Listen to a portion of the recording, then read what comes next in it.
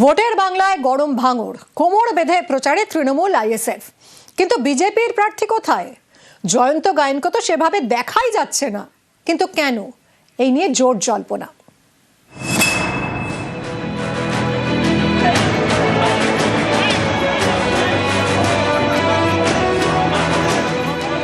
ইনি জয়ন্ত গায়েন, ভাঙড়ের বিজেপি প্রার্থী।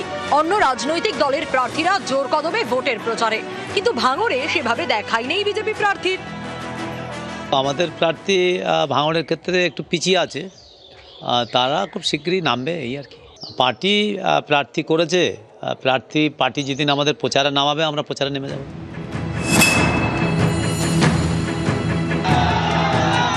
দক্ষিণ 24 পরগনার ভাঙড় ভোট ঘোষণার আগে থেকেই গরম।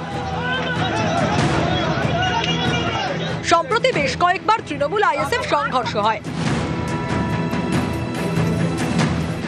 এরই মধ্যে গত 15ই মার্চ পশ্চিমবঙ্গে ভোট ঘোষণা করে কমিশন। ভাঙড়ে শওকত মোল্লাকে প্রার্থী করে তৃণমূল। এরপর থেকেই তিনি কোমর বেঁধে প্রচারের ময়দানে। ভোটের ময়দানে আইএসএফ প্রার্থী নওশাদ সিদ্দিকীও। ভাঙড়ে জয়ন্ত গায়েনকে প্রার্থী করেছে বিজেপি। অন্য দলের প্রার্থীরা প্রচারে নামলেও বিজেপি প্রার্থীর দেখা নেই। কিন্তু কেন? খুবই ভালো লাগছে। আর যেহেতু আমার স্বামী প্রার্থী হয়েছেন, এলাকার মানুষজন সবাই অনেক খুশি, আমরাও খুব খুশি। দাদাকে ভোট প্রচারে দেখা গেল না, কবে কি প্রচার শুরু করবে কিছু জানেন আপনি? খুব তাড়াতাড়ি শুরু করবেন এটুকুই শুনতে পাচ্ছি। এখন পর্যন্ত কোথাও প্রচারে যায়নি তো? শুনছি তো উনি যাচ্ছেন, অনেকের সঙ্গে কথা বলছেন, মিটিংয়ে বসছেন। ভাঙড় 1 নম্বর ব্লকের খড়ম্বার বাসিন্দা জয়ন্ত গায়েন এলাকারই একটি প্রাইমারি স্কুলের শিক্ষক। জয়ন্তর দিদি উমা মণ্ডল বেওতা পঞ্চায়েতের তৃণমূলের প্রধান। তার ছেলে অর্থাৎ জয়ন্তর ভাগ্নে কৌশিক মণ্ডল ভাঙড়ের তৃণমূল নেতা। এই জয়ন্ত গায়েনকে এবার ভাঙড় কেন্দ্রে প্রার্থী করেছে বিজেপি। ভোট ঘোষণার এতদিন পরেও যাকে সেভাবে প্রচারে নামতেই দেখা যাচ্ছে না।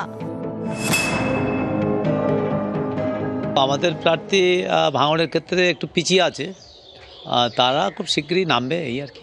পার্টি প্রার্থী করেছে, পার্টি যেদিন আমাদের প্রচারে নামাবে আমরা প্রচারে নেমে যাব। বিজেপির প্রার্থী, তার বাড়ির উঠোনে আবার অভিষেক বন্দ্যোপাধ্যায়ের ছবি আঁকা গেঞ্জি। বাড়িতে বিজেপি প্রার্থী অথচ অভিষেক ব্যানার্জির গেঞ্জি ঝুলছে বাড়িতে। সেটা কোনো ব্যাপার না। যেহেতু বাচ্চার একটা ব্যাপার, অ্যাক্সিডেন্ট, তো সেহেতু সেখানে যেটা পেয়েছেন ওনারা সেটাই ওকে দিয়েছে পরিয়ে, সেটা পরি। তো এটা হতে পারে হয়তোবা। আমি যতদূর শুনেছি ওনার ভাই নাকি তৃণমূলের বুথ সভাপতি। আমাদের প্রার্থী বিজেপির প্রার্থী এবং আগামী দিনে উনি লড়াই করবেন, উনি লড়াই দেবেন। ভাঙড় থেকে কল্যাণ মণ্ডল, নিউজ 18 বাংলা।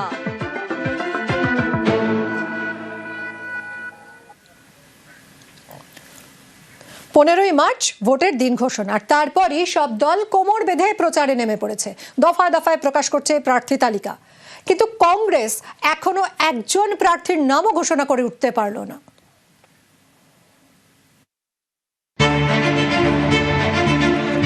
বাংলায় ভোট যুদ্ধ, জোর কদমে চলছে প্রচার। তৃণমূল থেকে বিজেপি, বাম থেকে সদ্য তৈরি হওয়া আম জনতা উন্নয়ন পার্টি। ভোটারদের মন জিততে চেষ্টার কসুর করছে না কেউই। ব্যতিক্রম একমাত্র কংগ্রেস। এখনো তারা প্রার্থী তালিকা প্রকাশ করে উঠতে পারেনি। 15ই মার্চ বাংলায় ভোটের দিন ঘোষণা করে নির্বাচন কমিশন। 23 এপ্রিল এবং 29 এপ্রিল বাংলায় 2 দফায় ভোট গ্রহণ।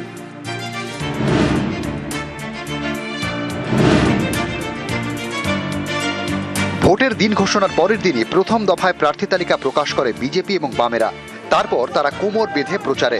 17ই মার্চ মানে ভোট ঘোষণা দুদিনের মাথায় 291 আসনের প্রার্থী ঘোষণা করে দেয় তৃণমূল। তারপর থেকেই তৃণমূলের প্রচারে ঝড়। নওশাদ সিদ্দিকীর আইএসএফ, হুমায়ুন কবিরের আম জনতা উন্নয়ন পার্টিও প্রার্থী তালিকা প্রকাশ করে দিয়েছে। সমস্ত দল ভোট প্রচারে ব্যস্ত, আর এ রাজ্যে কংগ্রেস তাদের প্রার্থী তালিকায় প্রকাশ করে উঠতে পারেনি। দিদি আর মোদি তাদের তাড়াহুড়ো থাকতে পারে, কংগ্রেস দলের কোনো মাথা ব্যথা নেই, তাড়াহুড়ো নেই। কংগ্রেস তালিকা প্রকাশ না করলেও অধীর চৌধুরী কয়েকদিন আগেই জানিয়ে দিয়েছেন তিনি এবার বহরমপুর থেকে লড়বেন।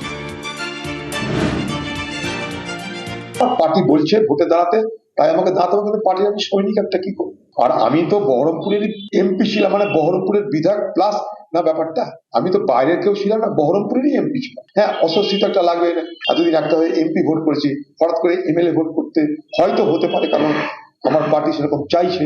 ফলে আমি পার্টি না, পার্টি যেখানে বলবে সেখানে আমাকে যেতে হবে। যদি সাধারণ মানুষ আমাকে চায়, আমি নিজেকে ভাগ্যবান বলে মনে করবো, কারণ এটা এত বড় স্বীকৃতি তো হয় না যে মানুষ চাইছে তাই কেউ দাঁড়াচ্ছে। এটা একটা, আমি মনে করি একটা রাজনৈতিক জীবনে এটা আমার কাছে একটা নোবেল পুরস্কার পাওয়ার মতন ব্যাপার। এরপরেই বহরমপুরের একাধিক জায়গায় শুরু হয়ে যায় অধীর চৌধুরীর নামে দেওয়াল লিখন। দিদি আর মোদি তাদের তাড়াহুড়ো থাকতে পারে, কংগ্রেস দলের কোনো মাথা ব্যথা নেই, তাড়াহুড়ো নেই।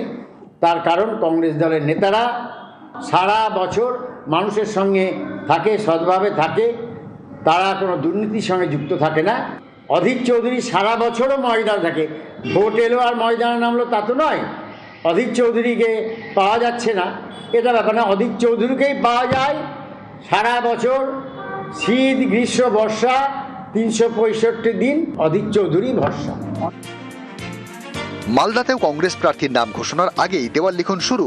মালদার প্রাক্তন কংগ্রেস বিধায়ক ভূপেন্দ্রনাথ হালদার, তার নামে চলছে প্রচার। সে তো কর্মীদের আবেগ, কেউ হয়তো লিখেছে, কিন্তু আমরা আমাদের একটা জাতীয় কংগ্রেসের প্রার্থী পদ যেদিন যখন ঘোষণা হবে তখন থেকে সে প্রার্থী হবে। এখন যদি কোনো কর্মী আবেগবশত লিখে ফেলে, সেটা তো কর্মীর আবেগকে তো আমরা ভাবাবেগকে তো আঘাত করতে পারি না। তবে এটা ঠিক নয় যে যেহেতু প্রার্থী পদ যেদিন ঘোষণা করবে আমাদের এআইসিসি, সেদিন থেকে সে প্রার্থী হবে। উত্তর দিনাজপুরের চোপড়া, দিন কয়েক আগে তৃণমূল ছেড়ে কংগ্রেসের হাত ধরেছেন জাকির আবেদিন। সোমবার কংগ্রেসের চোপড়া ব্লক কমিটি ঘোষণা করে দেয় তিনি এবার প্রার্থী হচ্ছেন। সেই মতো শুরু হয়ে গিয়েছে প্রচার। আমরা জেনারেল মিটিং ডাকে, আমাদের যেহেতু পার্টিগত অ্যানাউন্সমেন্টে দেরি হচ্ছে, আমরা যেহেতু প্রার্থী একজনের নাম পাঠাইছি লাস্টে সিদ্ধান্ত করে, সেক্ষেত্রে আমরা ব্লক কংগ্রেসের সম্পাদক মণ্ডলের পক্ষ থেকে প্রার্থী আমরা ঘোষণা করি। বিষয়টা জেলা সভাপতি জানি? হ্যাঁ, অবশ্যই জানে। আমি সবুজ সংকেত না পাইলে আমরা এটা প্রার্থী ঘোষণা করতে পারি? আমার উপরে যে আস্থার ওনারা রেখেছেন না, আমি সে দায়িত্বটা একবার অক্ষরে অক্ষরে পালন করার চেষ্টা করব। দলে থাকবো, দলে লড়াই করবো এবং মানুষের আপদ বিপদে পাশে থাকবো সবসময়। নিউজ 18 বাংলা। রাজ্য দখল হবে, কার জিতে হার হবে, রাজ্য দখল হবে, কার জিতে হার হবে। নেতারা ভাবছে আমাকে, আমরা ছাড়বো না জমি, আমরা ভরসা আগামী, আমরা ছাড়বো না জমি, আমরা ভরসা আগামী। জনগণ দেখছে আমাকে।